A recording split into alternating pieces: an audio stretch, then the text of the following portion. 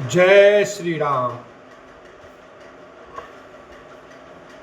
यद्यपि समय नहीं राग न दोषु, गहन पाप पुण्य गुण दोषु, कर्म प्रधान विश्व करी राखा, जो जस करई सो तस फल चाखा। यद्यपि वे सम है, उनमें न राग है न रोष है, और न वे किसी का पाप पुण्य और गुण दोष ही ग्रहण करते हैं। उन्होंने विश्व में कर्म को ही प्रधान कर रखा है। जो जैसा करता है वह वैसा ही फल भोगता है। तदपि करई सम विषम बिहारा, भगत अभगत हृदय अनुसारा, अगुण अलेप अमान एक रस, राम सगुण भय भगत प्रेम वस। तथापि वे भक्त और अभक्त के हृदय के अनुसार सम और विषम व्यवहार करते हैं। भक्त को प्रेम से गले लगा लेते हैं और अभक्त को मारकर तार देते हैं। गुण रहित, निर्लेप, मान रहित और सदा एक रस भगवान श्री राम भक्त के प्रेम वश ही सगुण हुए हैं। राम सदा सेवक रुचि राखी, वेद पुराण साधु सुर साखी, अस जिय जान तजऊ कुटिलाई, करऊ भरत पद प्रीति सुहाई। श्री राम जी सदा अपने सेवकों भक्तों की रुचि रखते आए हैं।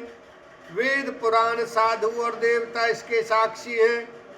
ऐसा हृदय में जानकर कुटिलता छोड़ दो और भरत जी के चरणों में सुंदर प्रीति करो। राम भगत परहित निरत, पर दुख दुखी दयाल, भगत शिरोमणि भरत ते, जनि डर पउ तुरपाल, लखन सिया राम जय जय राम। हे देवराजेंद्र, श्री रामचंद्र जी के भक्त सदा दूसरों के हित में लगे रहते हैं। वे दूसरों के दुख से दुखी और दयालु होते हैं। फिर भरत जी तो भक्तों के शिरोमणि हैं, उनसे बिल्कुल न डरो। सत्य सांद प्रभु सुरहितकारी, भरत राम आयस अनुसारी, स्वार्थ विवश विकल तुम हो, भरत दोष नहीं राउर मोह। प्रभु श्री रामचंद्र जी सत्य प्रतिज्ञ और देवताओं का हित करने वाले हैं, और भरत जी श्री राम जी की आज्ञा के अनुसार चलने वाले हैं। तुम व्यर्थ ही स्वार्थ के विशेष वश होकर व्याकुल हो रहे हो। इसमें भरत जी का कोई दोष नहीं, तुम्हारा ही मोह है। सुनि सुरवर गुर सुर गुर पर बानी, भा प्रमोद मन मिटी गलानी, बरसई प्रसून हरसि सुर राऊ, लगे सराहन भरत सुआऊ। देव गुरु बृहस्पति जी की श्रेष्ठ वाणी सुनकर इंद्र के मन में बड़ा आनंद हुआ और उनकी चिंता मिट गई। तब हर्षित होकर देवराज फूल बरसाकर भरत जी के स्वभाव की सराहना करने लगे। एहि विधि भारत चले मग जाही, दशा देख मुनि सिद्ध सेहाई, जवै राम कहिले ही उसासा, उमगत प्रेम मन ऊंचऊ पासा। इस प्रकार भरत जी मार्ग में चले जा रहे हैं। उनकी प्रेममयी दशा देखकर मुनि और सिद्ध लोग भी सिहाते हैं। भरत जी जब ही राम कहकर लंबी सांस लेते हैं, तभी मानो चारों ओर प्रेम उमड़ पड़ता है।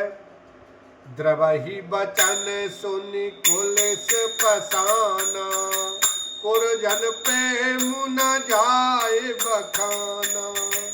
बीच बास करी जमुनई आए, निरख नीर लोचन जल छाए। उनके प्रेम और दीनता से पूर्ण वचनों को सुनकर वज्र और पत्थर भी पिघल जाते हैं। अयोध्या वासियों का प्रेम कहते नहीं बनता। बीच में निवास मुकाम करके भरत जी यमुना जी के तट पर आए। यमुना जी का जल देखकर उनके नेत्रों में जल भर आया।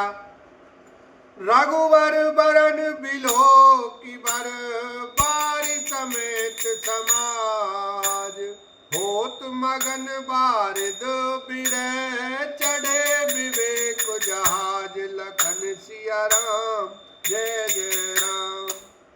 श्री रघुनाथ जी के श्याम रंग का सुंदर जल देखकर सारे समाज सहित भरत जी प्रेम विहल होकर श्री राम जी के विरह रूपी समुद्र में डूबते डूबते विवेक रूपी जहाज पर चढ़ गए।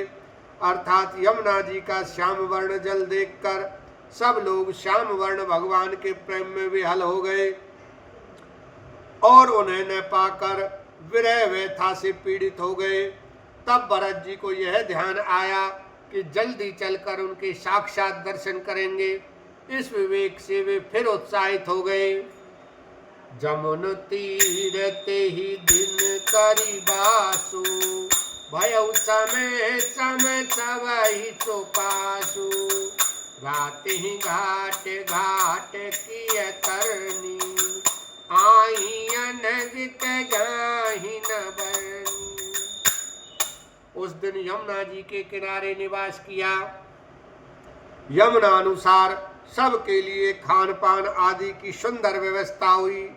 निषाद राज का संकेत पाकर रात ही रात में घाट घाट की अगणित नावें वहां आ गईं, जिनका वर्णन नहीं किया जा सकता।